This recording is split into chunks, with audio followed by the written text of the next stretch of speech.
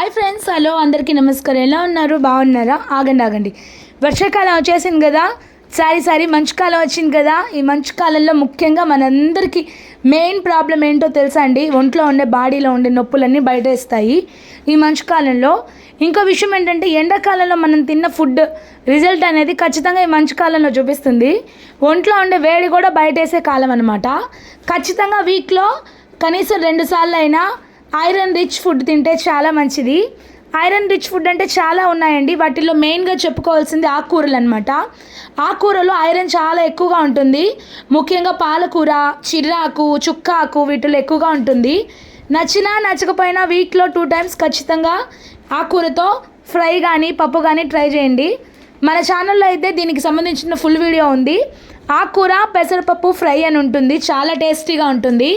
నచ్చినా నచ్చకపోయినా ఒకసారి ట్రై చేయండి. నచ్చితే సబ్స్క్రైబ్ చేసి లైక్ కొట్టండి.